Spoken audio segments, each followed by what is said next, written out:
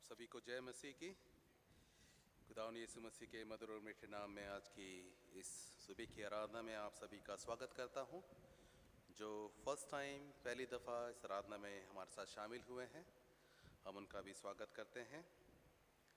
आज पुनरुत्थान पर्व के पश्चात का आज तीसरा रविवार है और आज के दिन के लिए हमारा विषय है अच्छा चरवाहा।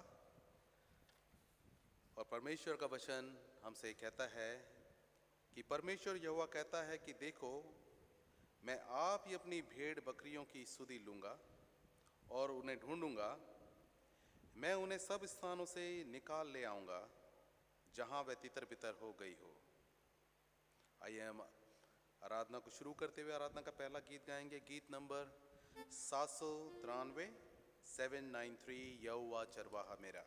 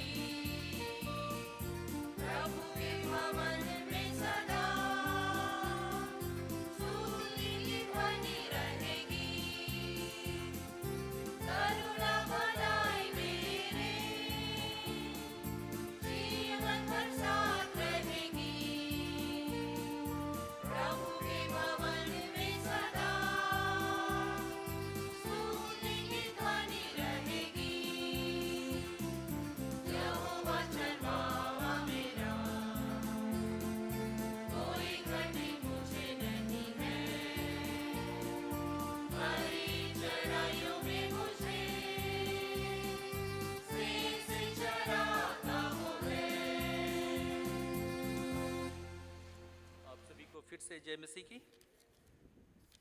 आइए आराधना को आरंभ करते हुए प्रभोज की तैयारी में सेक्शन 3। प्रभु यीशु मसीह का अनुग्रह, परमेश्वर का प्रेम और पवित्र आत्मा की सहभागिता आप सभी के साथ हो। सेक्शन 4, 5 हम एक साथ कहेंगे। सर्वशक्तिमान परमेश्वर, आपके सम्मुख सबके हृदय खुले हैं। आप सबकी अभिलाषाओं को जानते हैं और आपसे कोई भी भेद छुपा नहीं है।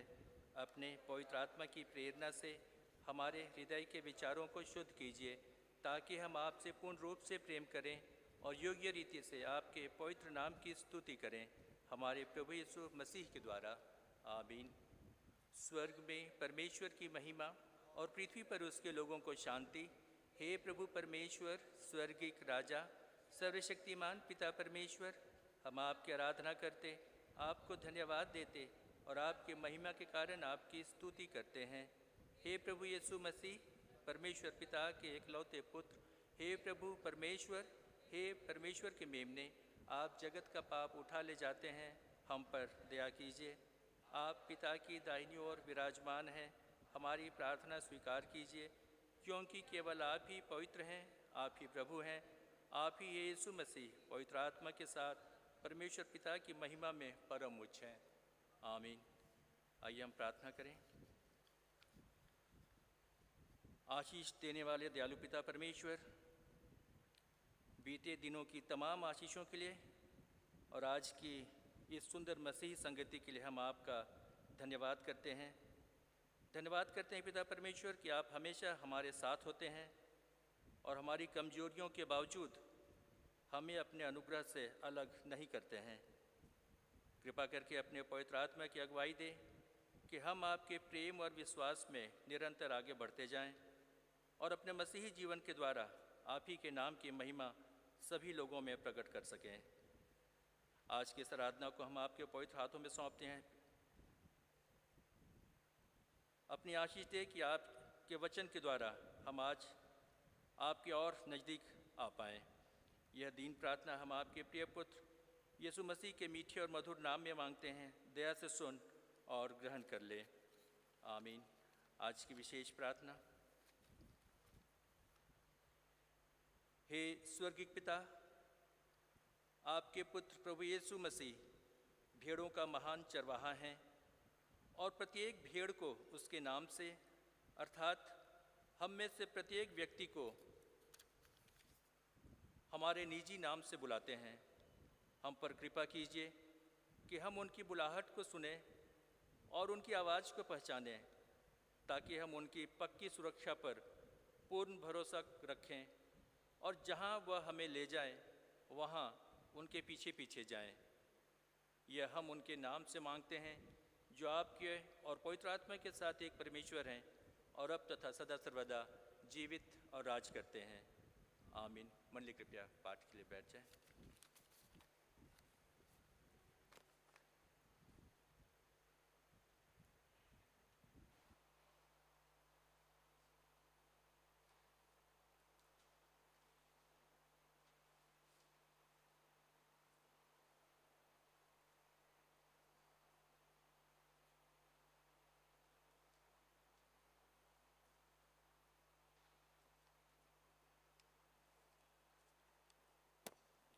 आज का प्रथम पाठ प्रेरितों के काम उसका 8 अध्याय उसकी 14 से 25। Acts chapter 8 from verse 14 to 25। जब प्रेरितों ने जो यरूशलेम में थे सुना कि सामरियों ने परमेश्वर का वचन मान लिया है, तो पतरस और यूहन्ना को उनके पास भेजा और उन्होंने जाकर उनके लिए प्रार्थना की कि पवित्र आत्मा पाएं, क्योंकि वह तब तक उनमें से किसी पर ना उतरा था। उन्होंने तो केवल प्रभु यीशु के नाम में बपतिस्मा लिया था।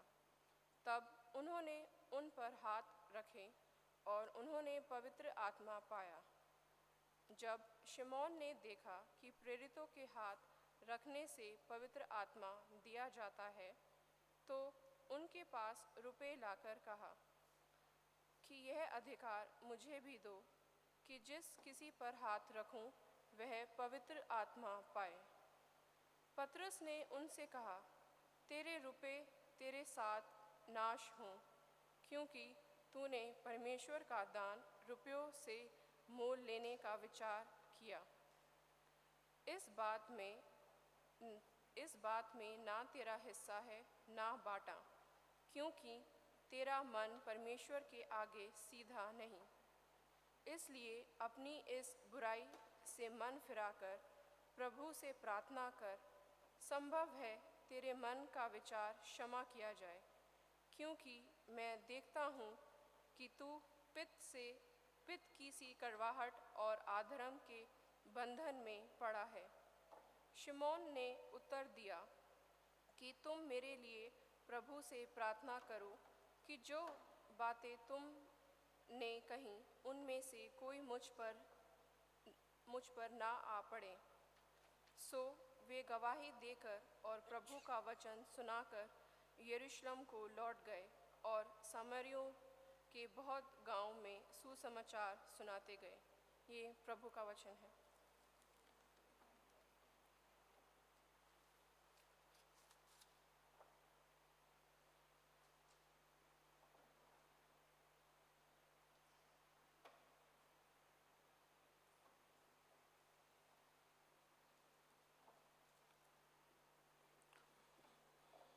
आज के लिए ठहराया गया उत्तरवादी पाठ लिया गया है भजन संहिता से अध्याय 23 पद 1 से 6। यहोवा मेरा चरवाहा है, मुझे कुछ घटी ना होगी।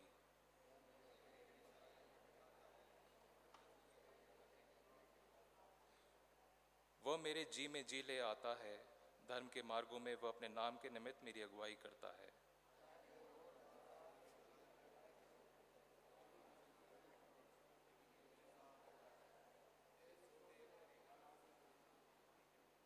तू मेरे सताने वालों के सामने मेरे लिए मेज बिछाता है। तूने मेरे सिर पर तेल मला है, मेरा कटोरा उमड़ रहा है।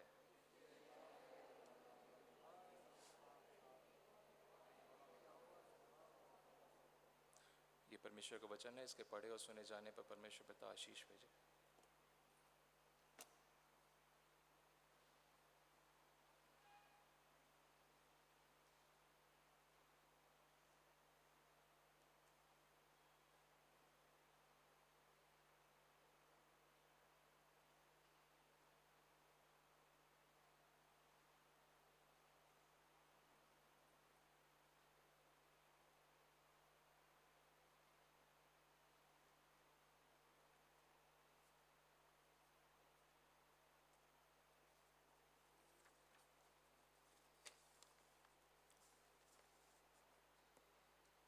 बाइबल का दूसरा पाठ पहला यूहन्ना उसका दूसरा अध्याय 8 से 10 और 2 का 6। यदि हम कहें कि हम में कुछ भी पाप नहीं तो अपने आप को धोखा देते हैं और हम में सत्य नहीं। यदि हम अपने पापों को मान लें तो वह हमारे पापों को क्षमा करने और हमें सब अधर्म से शुद्ध करने में विश्वास योग्य और धर्मी है। यदि कहें कि हम में पाप नहीं किया तो उसे झूठा ठहराते हैं और उसका वचन हम में नहीं है। 2 का 6। जो कोई ये कहता है कि मैं उसमें बना रहता हूँ, उसे चाहिए कि आप भी वैसा ही चले जैसा वह चलता था। ये प्रभु का वचन है।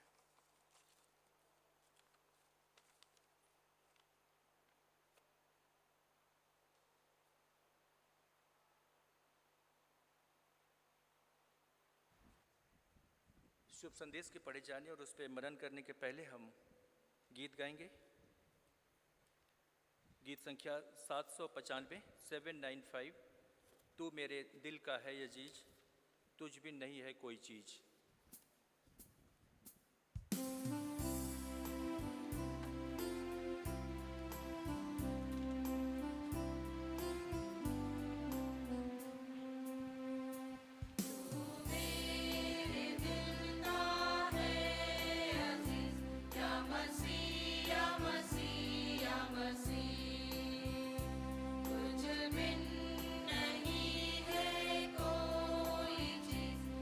मसीह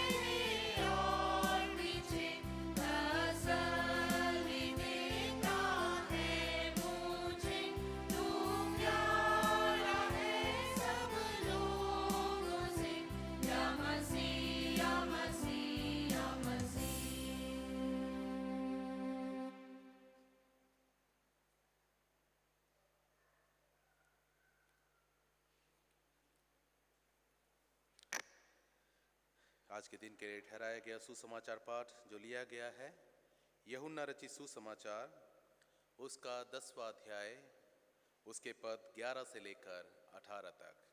हे प्रभु यीशु क्रिस्त आपकी महिमा हो। यह वचन में ऐसा लिखा है, अच्छा चरवाहा मैं हूं।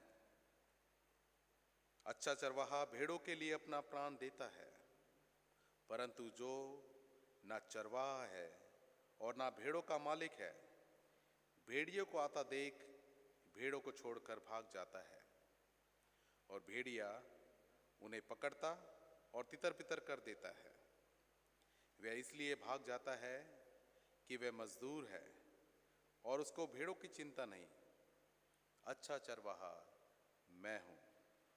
मैं अपनी भेड़ों को जानता हूं और मेरी भेड़ें मुझे जानती है।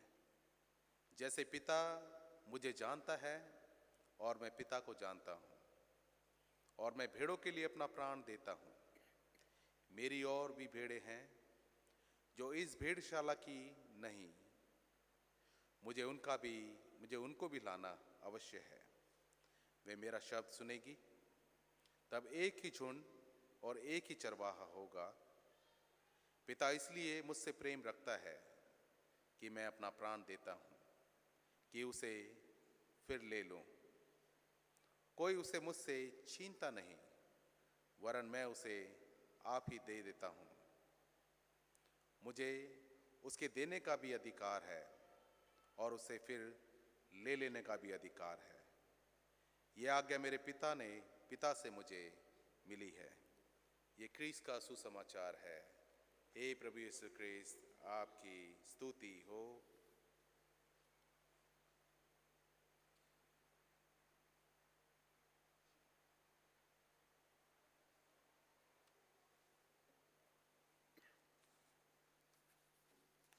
खुदा बाप और बेटे और रूहुल कुद्स के नाम में आमीन।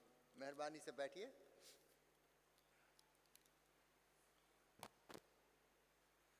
आज सुबह की इबादत में हमारा जो विषय है वो है अच्छा चरवाहा।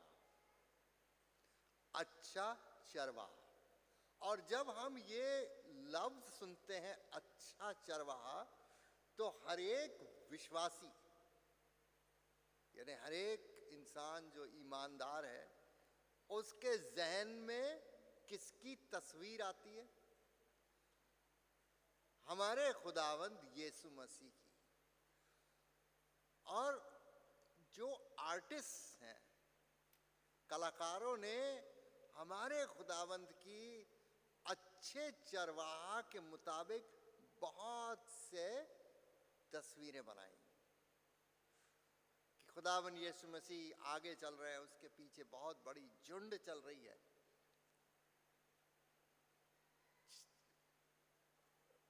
सारे जो भेड़ों के झुंड है।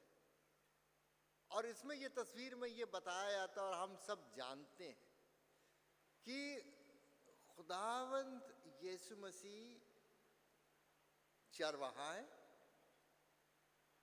और हम लोग सब जो ईमानदार हैं हम उसकी भेड़े हैं। और जहां खुदावंद हमको ले जाता है हम उसके पीछे पीछे चलते हैं। अब ये जो है ये एक प्रतीक है। सचमुच में ऐसा नहीं है कि हम भेड़े हैं तो हम इंसान, लेकिन ये एक तस्वीर खींची गई है। तो सवाल हमें ये देखना है उठता हमारे पास, ये तस्वीर कहां से आई? इस तरीके से समझाना कि खुदावंद यीशु मसीह हमारा चौपान है यानी चरवाहा है और हम सब उसकी भेड़ें, ये तस्वीर आई कहां से? तो जब हम बहुत पुराने समय में चले जाते हैं, मूसा से भी पहले इब्राहिम, इसहाक, याकूब, उनके ज़माने से भी पहले जो आदम और हवा की औलादें थीं, उनसे सारी दुनिया जो है वो भर गई।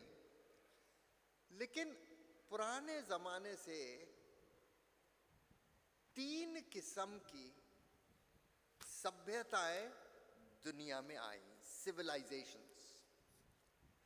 आज की सिविलाइजेशन जो है वो बहुत फर्क है, क्योंकि एक मार्केट सोसाइटी है, डिजिटल सोसाइटी है, फर्क है थोड़ी। लेकिन पुराने वक्तों में 3 किस्म के सिविलाइजेशंस थी, सभ्यताएं थी। पहले एक किस्म के लोग थे जिन्हें हम अंग्रेजी भाषा में कहा जाता है हंटर्स एंड गैदरर्स। इनकी ये इस किस्म के लोग थे। ये जंगल में रहते थे और ये शिकार करते थे और ये अपने जिंदगी की चीजें जंगल में से ही मुहैया करते थे। फल थे, वनस्पति थी, लकड़ी थी। तो हंटर्स एंड गैदरर्स, ये शिकार करते थे और चीजें जमा करते थे जंगल में से, और जंगल में रहते थे और उनको ज्यादा टेक्नोलॉजी आती नहीं थी। ये मूल निवासी थे और वो कभी जंगलों से बाहर नहीं आए। और अभी आज के जमाने तक 6000 साल बीतने के बाद भी, जब पहली सभ्यता दुनिया में आई 6000 साल पहले, सिंधु घाटी की, मेसोपोटामिया की, नील नदी की और चाइना की, तो उस समय से पहले से ये लोग जंगल में रहते आए हैं, आज तक रह रहे हैं। सो ये एक हंटर और गैदरर्स की कम्युनिटी है। दूसरे किस्म की सिविलाइजेशन वो थे जो कि ये जंगलों से निकलकर बाहर आ गए। और इन इंसानों ने क्या करा, नदियों के आसपास बहुत से शहर बनाए और उन शहरों में वो रहने लगे। उनका नगरीकरण हो गया और उन्होंने टेक्नोलॉजी पैदा करी। कैसी टेक्नोलॉजी पैदा करी? उन्होंने खेती करने की, रथों की, युद्ध करने की, तिजारत करने की, ये सब चीजें इन्होंने बनाई। और ये नदियां कहाँ थी जहां पे ये इंसानों ने अपनी पहली सभ्यता बनाई? एक थी नील नदी जहां पे मिस्र है, दूसरी थी दजला और फरात जहां इराक है, तीसरी थी सिंधु नदी जो कि अब हिंदुस्तान से शुरू होती है और पाकिस्तान से होती हुई नीचे चली जाती है, और चौथी थी चीन की येलो रिवर।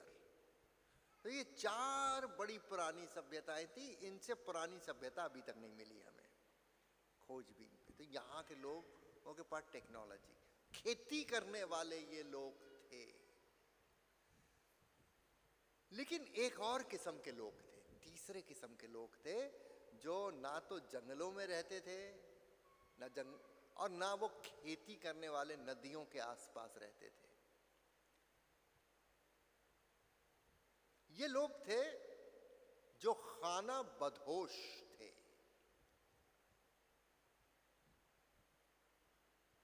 जो नदियों के आसपास, जो जंगलों में रोक रहते थे, वो कोई अपने लिए घर वर नहीं बनाते थे।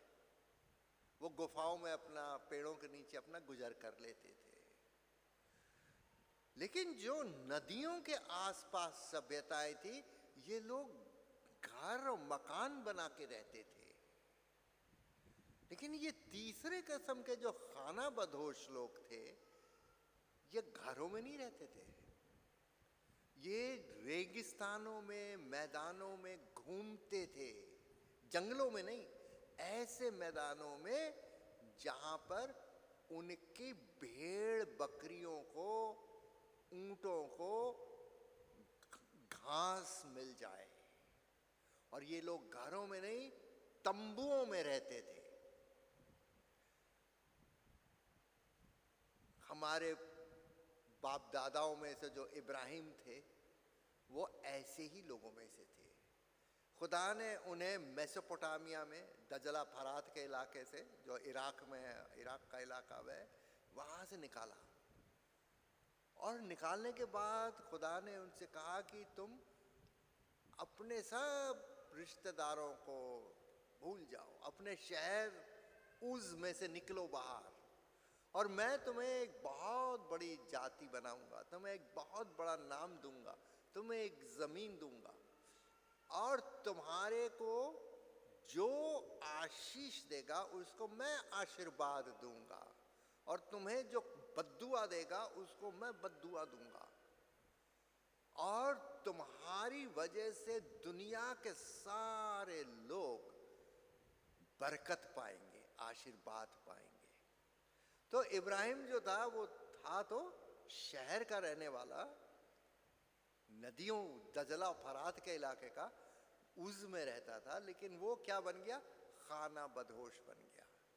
घरों को छोड़कर तंबुओं में रहने लगा, खेती छोड़कर जानवरों को देखने लगा, भेड़ों को देखने लगा, और वो एक ही जगह नहीं रहता था, इधर से उधर, उधर से उधर खाना बदहोशों की तरह घूमता था।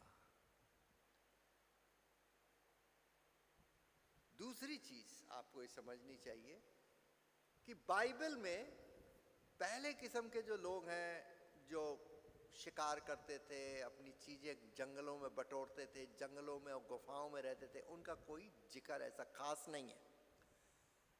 दो किस्म के लोगों का जिक्र है, दो किस्म के समाज का जिक्र है। और ये कौन से समाज है?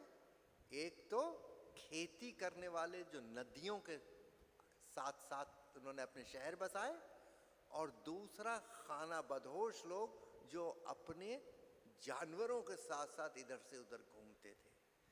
दोनों के बारे में उत्पत्ति की पुस्तक में आप देखेंगे। उत्पत्ति की पुस्तक ध्यान से पढ़ें। इन दोनों में आपस में लड़ाई रहती थी, क्योंकि खेती करने वाले लोग, पासबान जो थे, पासवानी करने वाले लोग, भेड़ बकरी रखने वाले लोग, इनको छोटा समझते थे, नीच समझते थे, अछूत समझते थे। लेकिन बाइबल में बताया गया है कि यही लोग जिनको नीच और अछूत करके खेती वाले अपने आप से दूर रखते थे, कि ये लोग आ जाते हैं और हमारे कुएं में से पानी पीते हैं, अपने जानवरों को देते हैं। तो लिखा हुआ है उत्पत्ति की पुस्तक में कि बेचारे इसहाक जब गया इधर उधर, तो लोगों ने अपने कुएं बंद कर दिए कि उसके जानवर और उसके लोग उनके कुओं में से पानी ना पिए। ऐसा हुआ। गरार में थोड़े दिन के लिए इसहाक जो था वो खेती करने वालों के साथ रहने लगा। उसने बहुत अच्छी खेती सीख ली, और उसका जो खेत थे उसमें बहुत अन्न आने लगा। तो खेती करने वाले दूसरे लोग जो शहर में थे कहने लगे, अरे ये तो खाना बदहोश आदमी है, इसने तो खेती करना सीख ली हमारी तरह, इसको बाहर निकालो यहाँ से। उसको फिर बाहर कर दिया कि तुम खाना बदोशो में रहो। निर्गमन की पुस्तक में हम पढ़ते हैं कि बनी इज़राइल जो थी, उनको जब मिस्र में वो आए यूसुफ के ज़माने में, तो उनको वो जगह नहीं दी गई जहां मिस्री लोग खेती करते थे। उनको गोशन का इलाका दिया गया कि तुम अलग रहो हमसे। आज भी हिंदुस्तान के गांव-गांव में दलित वर्ग के लोग अलग रखे जाते हैं। ये बड़े अफसोस की बात है, ये अच्छी बात नहीं है। फिर निर्गमन की पुस्तक में जब मूसा कहते हैं जाके फिरौन से कि परमेश्वर कह रहा है कि मेरे लोगों को आजाद कर दो। तो फिरौन पूछने क्यों आजाद कर दें? मूसा कहते हैं इसलिए कि वो बयाबान में जाएं, रेगिस्तान में जाएं और अपने परमेश्वर यहोवा को कुर्बानी दें। फिरौन कहता तो यहीं दे दो, तुम लोग एक तो गुलाम हो और फिर जाओगे सारे छोड़ के तुम लोग सब बयाबान में कुर्बानी देने, यहाँ काम कौन करेगा? तो यहीं दे दो कुर्बानी। तो मूसा उसे जवाब देते नहीं, हमारी कुर्बानियां मिस्र के लोगों के लिए नापाक हैं। अगर हम अपने खुदा को ये कुर्बानी यहां चढ़ाएंगे तो ये मिस्र के लोग हमें पत्थरों से मारेंगे। तो हम यहां नहीं चढ़ा सकते, क्योंकि हम भी नापाक हैं, क्योंकि हम पासवान हैं।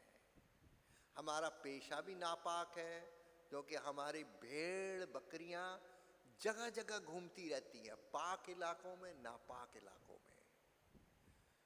हमारी कुर्बानियां भी नापाक हैं, क्योंकि हमारे जानवर नापाक हैं। और इसलिए हमारा खुदा जिसको हम मानते हैं वो भी नापाक है। इसका मतलब ये था। मैं ये कहना चाह रहा हूं, ईश्वर कहां है? बाइबल का ईश्वर सच्चा और जीवित ईश्वर है, जो दबे कुचले बहिष्कृत लोगों के साथ है। प्रभु कहते हैं वही बातें जो यहोवा परमेश्वर के लिए कहेंगे अपने लिए कहते हैं। हमने यहोवा परमेश्वर के विषय में पढ़ा साम 23 में, जबूर 23 में, खुदावंद मेरी चौपान है, पर प्रभु यहोवा मेरा चरवाहा है, मुझे कुछ घटी ना होगी। चरवाहा, मेरा चरवाहा है। चरवाहा क्या है? पासवान जात के लोग इंडिया में भी, भारत में भी क्या है? नीच जात मानी जाती है, छोटी जात मानी जाती है। इन लोगों के साथ उठता बैठता नहीं है कोई, रोटी बेटी का इनके साथ रिश्ता नहीं होता है। लेकिन यहोवा परमेश्वर इन्हीं लोगों में से है। जब हम खुदावन यीशु मसीह को देखते हैं तो खुदावन यीशु मसीह भी यूहन्ना की इंजील में कहते हैं कि अच्छा चरवाहा मैं हूं। खुदावन यीशु मसीह की वो तस्वीर जहां पे कंधे पे वो एक भेड़ को ले जा रहे हैं और भेड़ों का बहुत बड़ा समूह उनके पीछे आ रहा है, यानी उसकी कलीसिया। दुनिया के छोटे लोगों ने खुदावंद को कबूल किया। 2000 साल पहले जब रसूलों ने खुदावंद यीशु मसीह की इंजील की बशारत करी तो रोमी हुकूमत में किसने उनको कबूल करा? गुलामों ने। किसी को पता ही नहीं चला कि 300 साल में पूरी रोमी हुकूमत में जो सारे गुलाम थे वो मसीह को कबूल कर चुके थे। हमारे हिंदुस्तान में जो उत्तर भारत की कलीसिया है, और वो CNI में भी हो, चाहे मेथोडिस्ट हो, चाहे बैप्टिस्ट हो, जो इतनी भी कलीसियां हैं, उसमें 90% आदिवासी और छोटे वर्ग के लोग हैं। बाइबल का परमेश्वर इन्हीं लोगों के साथ है, क्योंकि इन्हीं लोगों को मसीहा की जरूरत है। उन्हीं को अच्छे चरवाहे की जरूरत है। जो प्रबल वर्ग के लोग हैं उन्हें घोड़ों की जरूरत होती है, ऊंट की जरूरत होती है। छोटे लोगों को भेड़ बकरियों की जरूरत होती है, जिससे वो अपना धंधा छोटा छोटा काम चला सकें। उनके पास इतने पैसे नहीं होते कि बड़ी बड़ी भैंस और गायें खरीद लें, ऊंट खरीद लें और घोड़े खरीद लें और उनको ढेर ढेर सा खाना खिलाएं। भेड़ें कम खाती हैं, सस्ते में मिल जाती हैं और उनकी पैदाइश भी बहुत होती है। ऊन और दूध भी उनसे मिल जाता है, उनकी खालें उनसे मिल जाती हैं और उनसे हमें खाना भी मिल जाता है। तो प्रभु यीशु मसीह की जब हम इस तस्वीर को देखते हैं तो वो दलितों के मसीहा हैं। और आखिर में खुदावन यीशु मसीह ने ये नहीं कहा कि मैं चरवाहा हूं, उन्होंने कहा मैं अच्छा चरवाहा हूं। देखिए, जो चरवाहा होता है वो भेड़ों को फरेब में रखता है, उनकी देखभाल करता है, उनको प्रोटेक्शन भी देता है, जंगली जानवरों से भी बचाता है, खाना भी देता है, पानी। भेड़ों को ऐसा लगने लगता है कि ये चरवाहा हमारा है,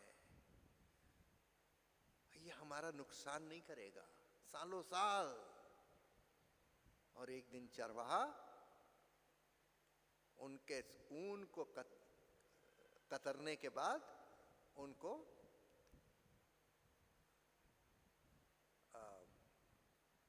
सौंप देता है कि ये मारी जाए, काटी जाए जल्लादों को। वो स्लॉटर हाउस में चली जाती है और उनका मटन बन जाता है, हम लोग सब खा लेते हैं उसको। लेकिन भेड़ को तो नहीं पता होता है। प्रभु यीशु मसीह क्या कहते हैं कि मैं चरवाहा नहीं हूं कि तो मैं फरेब में रखूं और उसके बाद कटने के लिए भेज दूं स्लॉटर हाउस में। कहते हैं मैं अच्छा चरवाहा हूं, मेरी भेड़ें मरेंगी नहीं कि मैं इनको बेच दूं कि इसको गोश्त बना के खा लो, सबको बेच दो। मैं इनके लिए जान दूंगा, मैं इनके लिए मरूंगा ताकि ये जीवित रहे। प्रभु यीशु मसीह दिहाड़ी के मजदूर भी नहीं है कि वो उनको छोड़ के भाग जाए जब मुसीबत आए। जो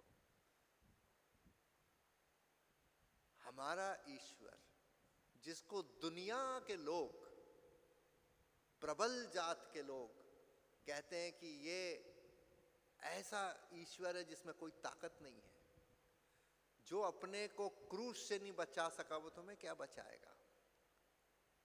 जो उनके ऊपर लालन छालन करते हैं,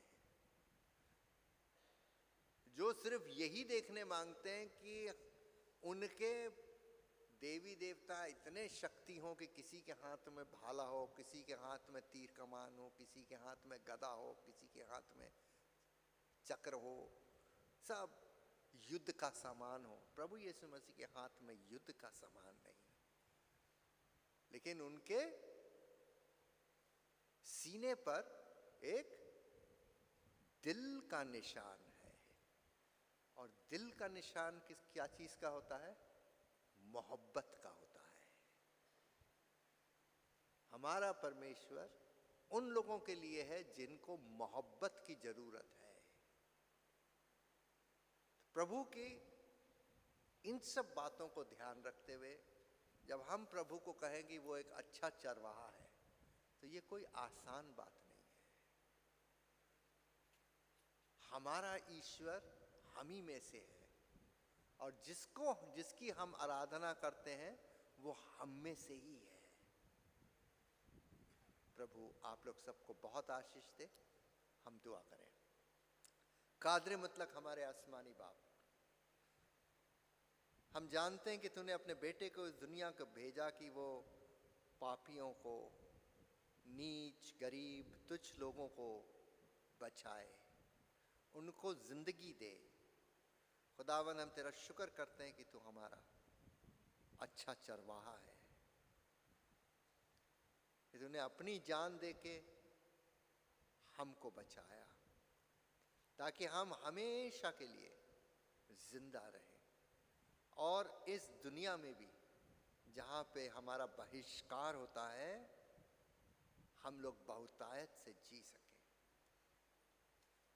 प्रार्थना करते हैं प्रभु जी की दुनिया के सारे लोग उस अच्छे चरवाहे के एक गल्ले में शामिल हो जाएं, ताकि तेरी कलीसिया जो उस अच्छे चरवाहे के पीछे चलती है एक गल्ला बन सके। ये प्रार्थना हम प्रभु यीशु मसीह के नाम से मांगते, सुनो कबूल फरमा, आमीन। हम सब खड़े हो जाएं और नीकिया के विश्वास वचन में अपने विश्वास का अंगीकार करें।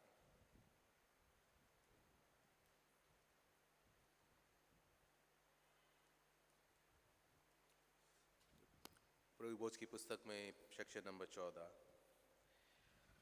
हम सब एक साथ कहें, हम एक परमेश्वर सर्वशक्तिमान पिता पर विश्वास करते हैं। वह स्वर्ग और पृथ्वी का और समस्त दृश्य और अदृश्य वस्तुओं का करता है। हम एक प्रभु यीशु मसीह पर विश्वास करते हैं। वह परमेश्वर का इकलौता पुत्र, सर्वयुगों से पहले पिता से उत्पन्न, परमेश्वर से परमेश्वर, ज्योति से ज्योति, सत्य परमेश्वर से सत्य परमेश्वर, कृत नहीं वन उत्पन्न है। उनका और पिता का तत्व एक है। उन्हीं के द्वारा सब वस्तुएं बनी। हम मनुष्यों के लिए और हमारे उद्धार के निमित्त वे स्वर्ग से उतर आए। पवित्र आत्मा की सामर्थ से वे कुंवारी मरियम से जन्मे और मनुष्य बने। पैंतुस पिलातुस के शासन में वे हमारे लिए क्रूस पर चढ़ाए गए। उन्होंने दुख भोगा, वे मरे और गाड़े गए, और पवित्र शास्त्र के कथन के अनुसार वे तीसरे दिन जी उठे। वे स्वर्ग पर चढ़ गए और पिता की दाहिनी ओर विराजमान हुए। वे जीवितों और मृतकों का न्याय करने के लिए महिमा के साथ फिर आएंगे, और उनके राज्य का कभी अंत न होगा। हम पवित्र आत्मा पर विश्वास करते हैं। वह प्रभु और जीवन दाता है। वह पिता और पुत्र से निकलता है। पिता और पुत्र के साथ उसकी आराधना और स्तुति की जाती है। वह नबियों के द्वारा बोला, हम एक पवित्र सार्वलौकिक और प्रेरित कलीसिया पर विश्वास करते हैं। हम पापों की क्षमा के लिए एक बपतिस्मे को मानते हैं। हम मृतकों के पुनरुत्थान की और आने वाले युग के जीवन की प्रतीक्षा करते हैं। आमीन। लेकर पे बैठे। हमारी सूचनाएं, अभी लास्ट संडे इंग्लिश और तमिल सर्विस के बाद WCS की ओर से ब्रेकफास्ट सेल का आयोजन किया गया था, जिसमें उनका कलेक्शन 1,30,360 रुपये रहा। और आने वाले संडे को 28 अप्रैल को यूथ फेलोशिप की ओर से बैक सेल का इंतज़ाम है आफ्टर द सर्विस। कृपया आप after the service next Sunday आप उनसे सामान खरीदें और उनको आप सपोर्ट दीजिए और उनको इंकरेजमेंट दीजिए। कैथेड्रल यूथ फेलोशिप की ओर से एक हाफ डे रिट्रीट का प्रोग्राम है। आप सभी जो जवान बच्चे हैं, आप सभी इसमें शामिल हो सकते हैं, और इसके लिए यहाँ पर नंबर दे रखा है।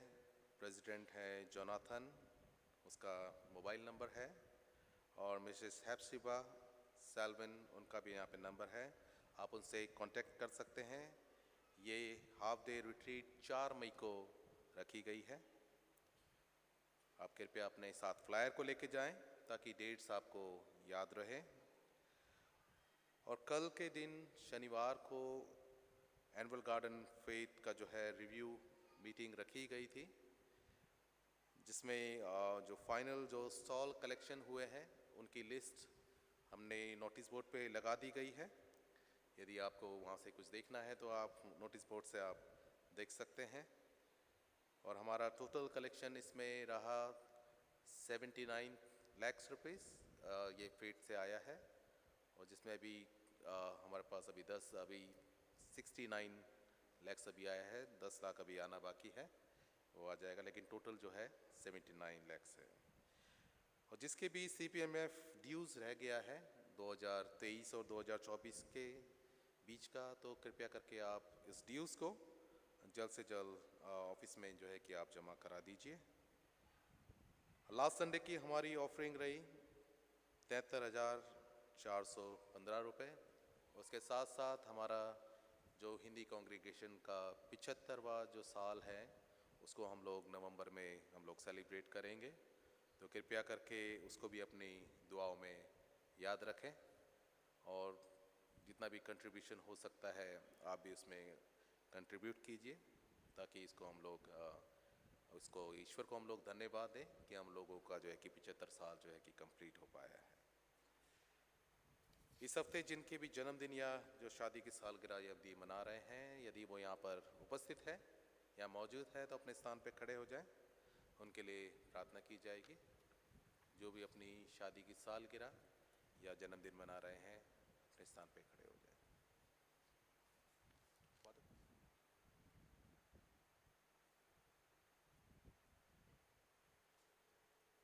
आइए हम प्रार्थना करें। सर्वशक्तिमान और अत्यंत दयालु पिता परमेश्वर, हम आपके इन सारे बेटे और बेटियों के लिए प्रार्थना करते हैं। आप इनके जन्मदिन पर और वर्षगांठ पर इनको आशीषों की वर्षा से भरपूर कर दीजिए, इनके जीवन में खुशियां दीजिए, इनको तंदुरुस्ती दीजिए और हर किस्म की मुसीबत से इनको बचा के रखिए। प्रभु जी, इनकी उम्र दराज हो और इनके वजह से बहुत से लोगों की ज़िंदगियां भी खुशियों से भर जाए। इनके घर परिवार हर एक के साथ आपका आशीर्वाद का हाथ रहे। हम इनको आपके हाथों में सौंपते हैं। ये दुआ हम तेरे बेटे अपने खुदावन यीशु मसीह के मीठे और सुंदर नाम से मांगते, सुनो, कबूल फरमा, आमीन। God bless you sister, God bless you, God bless you, God bless you.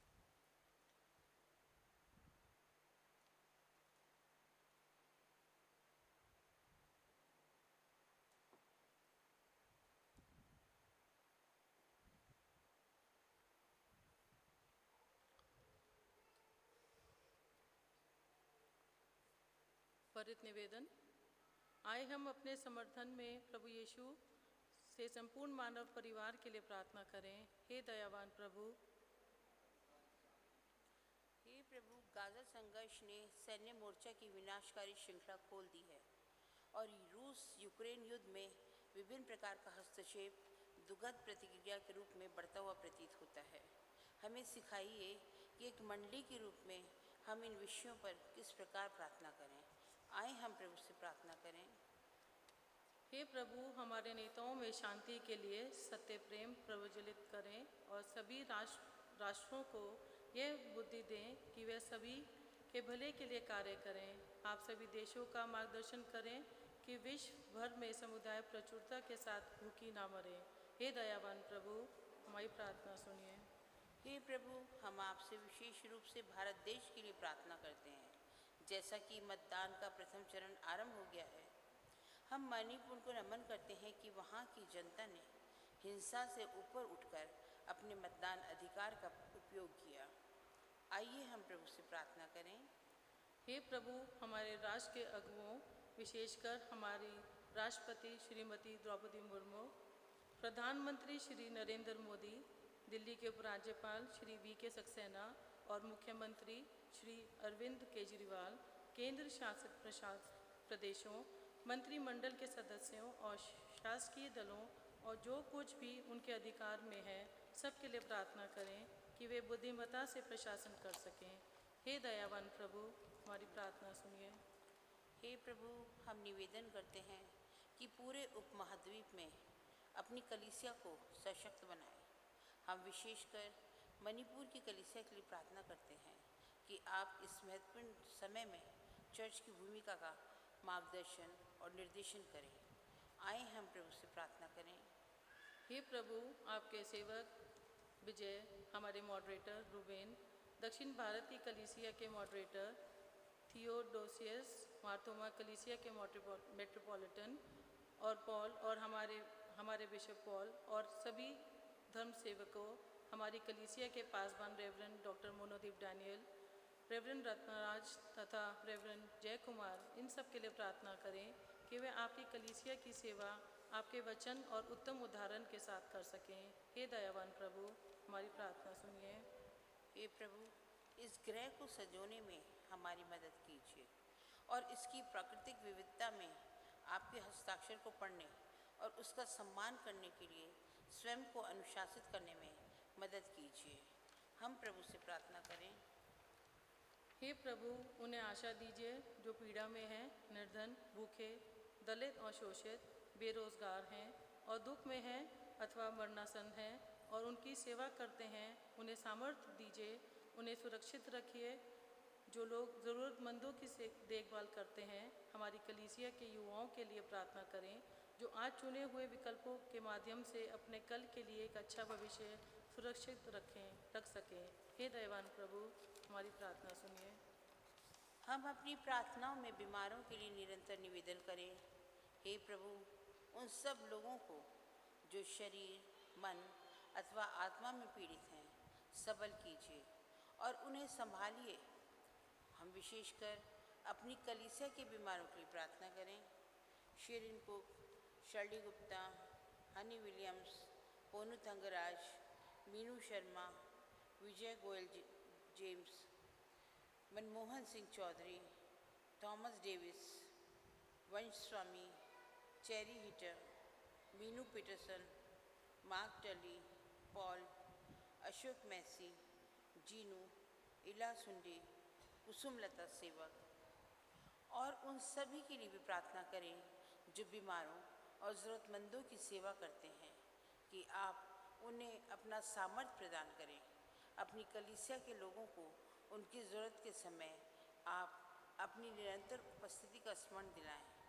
आए हम प्रभु से प्रार्थना करें। हम आपके सम्मुख अपनी कलीसिया के उन सभी लोगों को स्नेह और दुख के साथ स्मरण करते हैं जो अब हमारे मध्य नहीं हैं। हम प्रार्थना करते हैं उनके साथ और सभी संतों के साथ हम आपको राज्य के अनंत आनंद में संभागी हो सकें। आए हम एक साथ प्रार्थना में सम्मिलित हों। हे स्वर्गीय पिता, अपने राज्य को शीघ्र प्रकट कीजिए और हमारी सभी प्रार्थनाओं को आपके पुत्र, हमारे प्रभु और उद्धारकर्ता यीशु मसीह के नाम से स्वीकार कीजिए। आमीन।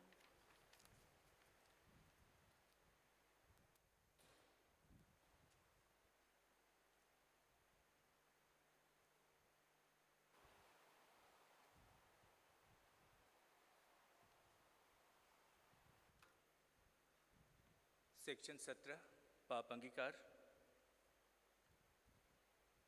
प्रिय भाइयों और बहनों, हमारे प्रभु यीशु मसीह यह कहते हैं, हमारा प्रभु परमेश्वर ही एकमात्र प्रभु है। तू प्रभु अपने परमेश्वर को अपने संपूर्ण हृदय, संपूर्ण प्राण, संपूर्ण बुद्धि और संपूर्ण शक्ति से प्रेम कर। यह पहली आज्ञा है। दूसरी यह है, अपने पड़ोसी को अपने समान प्रेम कर। इनसे बड़ी और कोई आज्ञा नहीं है। परमेश्वर ने संसार से ऐसा प्रेम किया कि उसने अपना इकलौता पुत्र यीशु मसीह दे दिया कि वह हमें पापों से बचाए, स्वर्ग में हमारे लिए निवेदन करें और हमें शाश्वत जीवन में पहुंचाए। इसलिए हम पश्चाताप और विश्वास के साथ अपने पापों को स्वीकार करें। हम परमेश्वर की कृपा से उसकी आज्ञाओं का पालन करने का और सब लोगों के साथ मेल मिलाप और प्रेम से रहने का पक्का संकल्प करें। सेक्शन 19 हम एक साथ कहेंगे। हे सर्वशक्तिमान परमेश्वर, हमारे स्वर्गीय पिता, हमने मन, वचन और कर्म से आपके विरुद्ध और एक दूसरे के विरुद्ध पाप किया है। हमने अपनी अज्ञानता और दुर्बलता के कारण और जानबूझकर भी बुराई की है और भलाई करने में असफल रहे हैं। इन सब पापों के लिए हम सचमुच दुखी हैं और अंतःकरण से पश्चाताप करते हैं। आपके पुत्र यीशु मसीह ने हमारे प्राण दिए, उन्हीं के कारण हमने जो पाप किए हैं उनको क्षमा कीजिए और यह वर दीजिए कि भविष्य में हम नया जीवन पाकर सदा आपकी सेवा करें, ताकि आपके पवित्र नाम की महिमा हो। आमीन। सर्वशक्तिमान परमेश्वर उन सबको क्षमा करते हैं जो एक दूसरे को क्षमा करते हैं और सच्चा पश्चाताप करते हैं। वह आप सब पर दया करे, आप सबके पापों को क्षमा करे और उनसे आपको छुटकारा दे, सब भले कामों में आपको स्थिर और सबल करे और शाश्वत जीवन में बनाए रखे।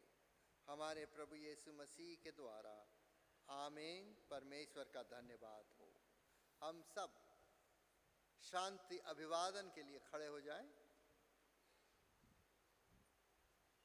हम सब मिलकर मसीह की देह हैं। हम सब ने एक आत्मा द्वारा एक देह में बपतिस्मा लिया है।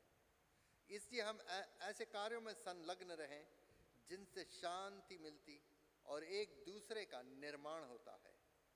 प्रभु की शांति सदा आपके साथ रहे। हम शांति से एक दूसरे का अभिनंदन करें।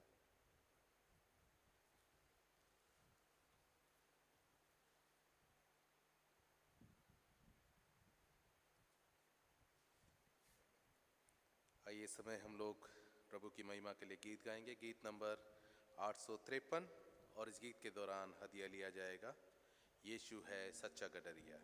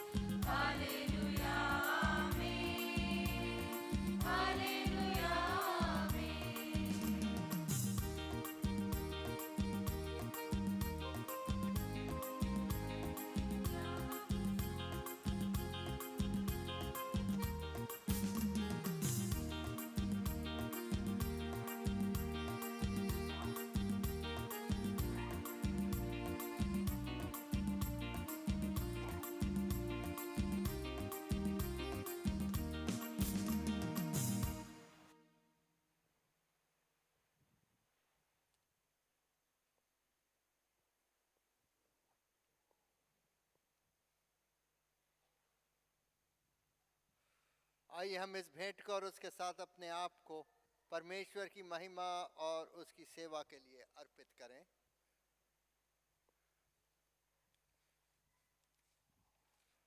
सर्वशक्तिमान परमेश्वर, संसार के सृष्टिकर्ता, हर वस्तुएं आपसे ही प्राप्त होती हैं और आपकी संपत्ति में से हम आपको भेंट चढ़ाते हैं।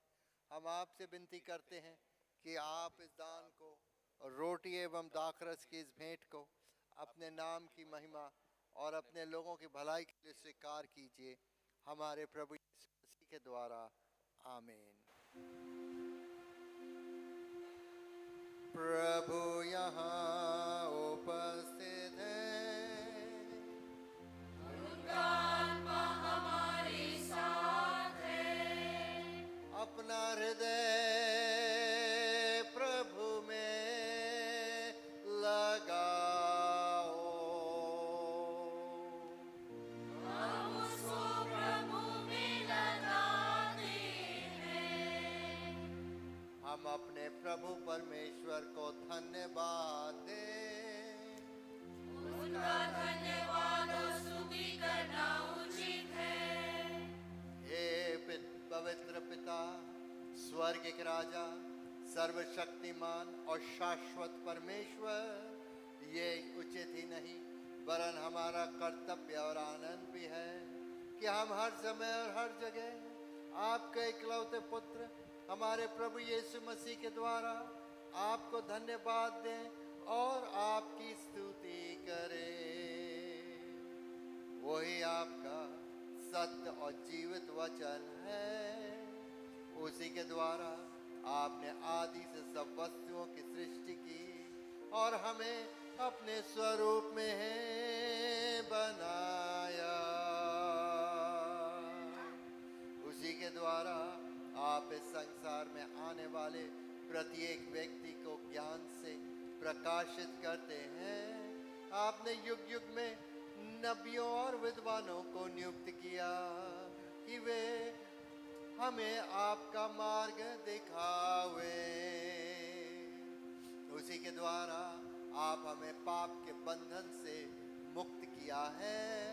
आपने उसे दे दिया कि वो हमारे लिए मनुष्य बने, क्रूस पर अपने प्राण दें और मृतकों में से फिर जी उठे।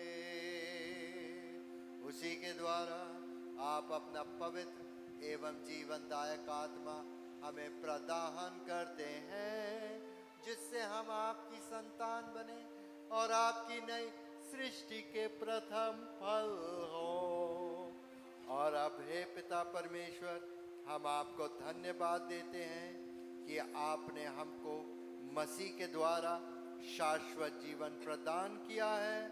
आपने उनको विनाश की गुलामी से मुक्त कराया कि अपनी संतान की महिमा में स्वतंत्रता में साझेदार बनाया।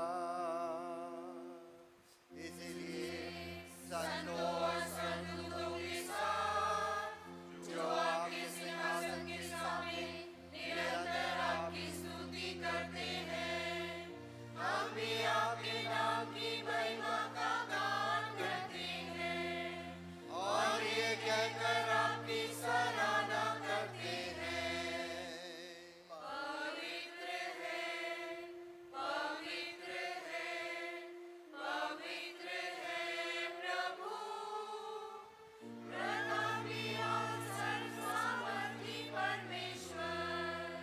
स्वर्ग और पृथ्वी आपके ऐश्वर्य से परिपूर्ण है। परम धाम में होशाना।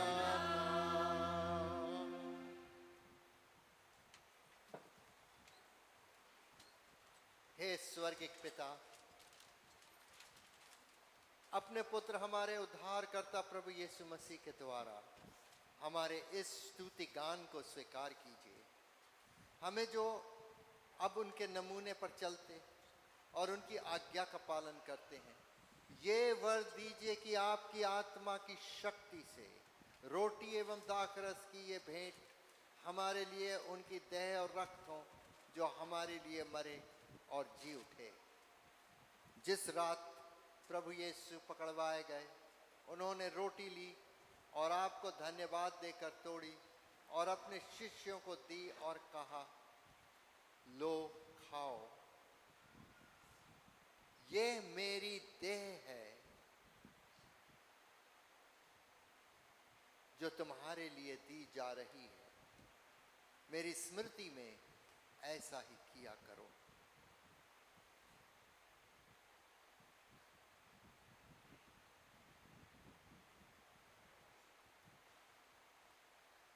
इसी प्रकार भोजन के अंत में उन्होंने कटोरा लिया और आपको धन्यवाद देकर उनको दिया और कहा, तुम सब इसमें से पियो, क्योंकि नई वाचा का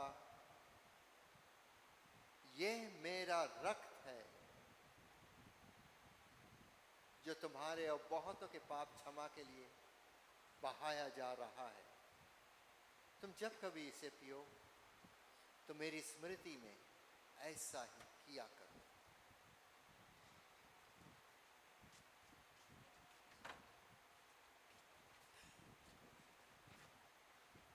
इसीलिए हे स्वर्गीय पिता, आपके पुत्र की स्मृति में हम इस रोटी और इस दाखरस को इस अनुष्ठान के लिए अलग करते हैं।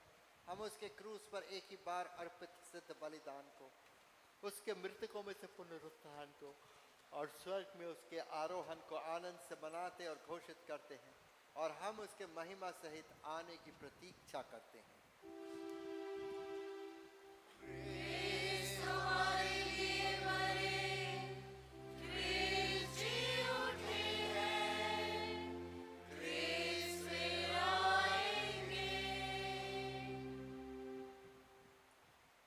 इसीलिए हे दयालु पिता, उसी हमारे महापुरोहित के द्वारा धन्यवाद एवं स्तुति की हमारी इस बलि को स्वीकार कीजिए, और जब आपकी ईश्वरीय महिमा की उपस्थिति में हम इन पवित्र उपहारों को खाते और पीते हैं, तब आप हमें अपने आत्मा द्वारा नव जीवन दीजिए, अपने प्रेम से प्रोत्साहित कीजिए, और अपने पुत्र हमारे प्रभु यीशु मसीह की देह में हमें संयुक्त कीजिए। उसी के साथ और उसी में और उसी के द्वारा पवित्र आत्मा की सामर्थ्य से हे सर्वशक्तिमान पिता, उन सब के साथ जो पृथ्वी पर और स्वर्ग में आपके सम्मुख उपस्थित रहते हैं, हम आपकी आराधना करते और अनंत स्तुति का ये गीत गाते हैं। धन्यवाद और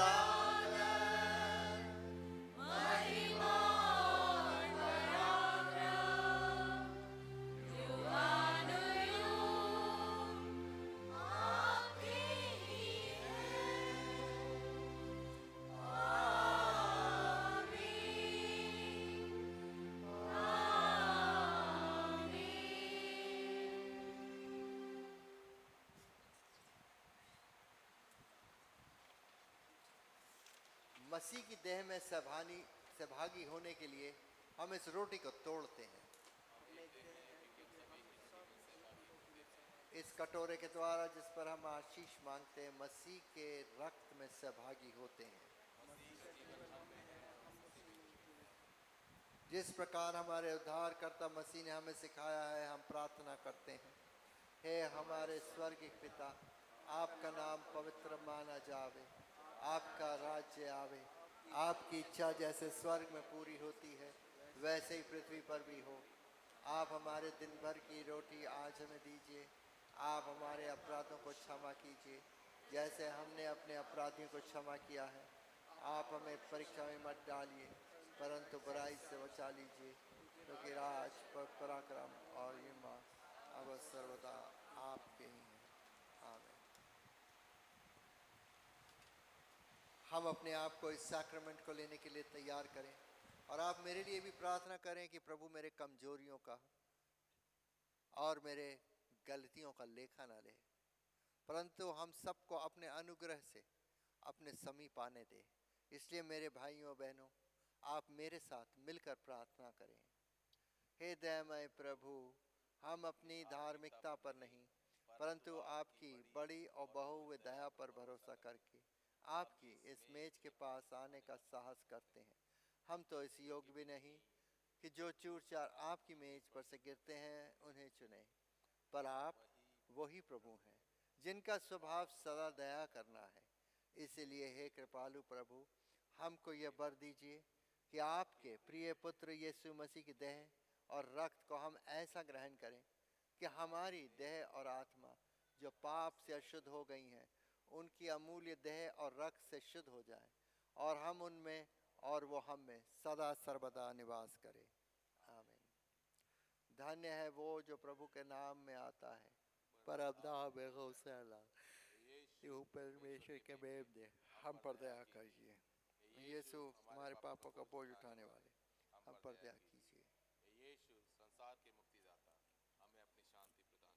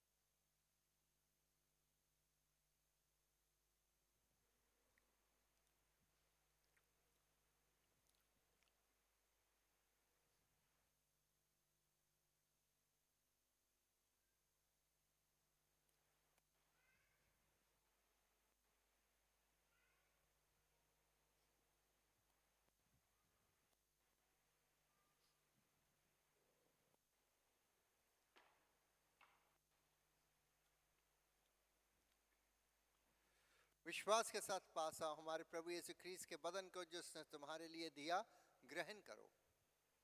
स्मरण करो कि यीशु तुम्हारे लिए मरे और धन्यवाद करते हुए अपने हृदय में मसीह को विश्वास से खाओ।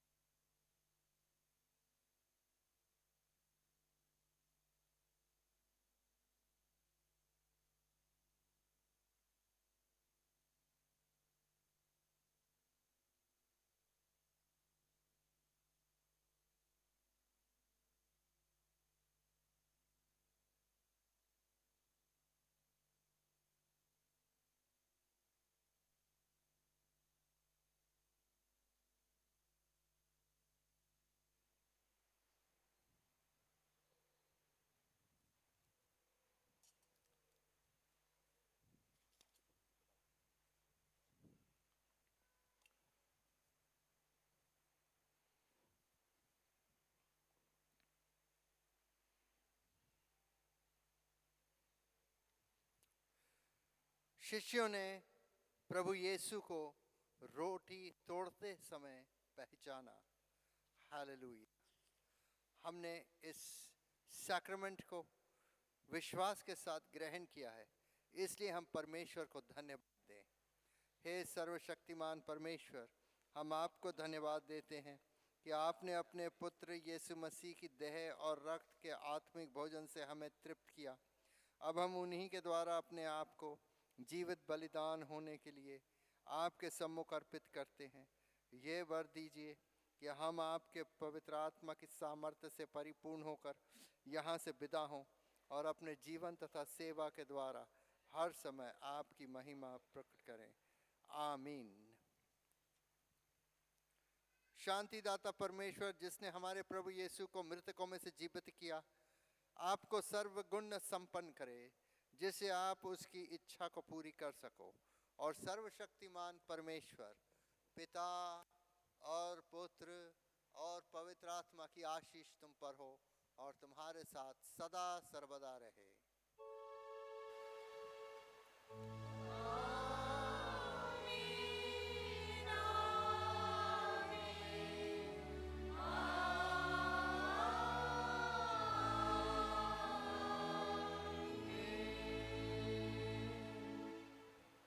शांति से पूर्ण हो के जाओ, प्रभु से प्रेम करो और उसकी सेवा में लगे रहो, मसीह के नाम में। आमीन। हम अपने आराधना का अंतिम भजन गाएंगे, नंबर 829, 829।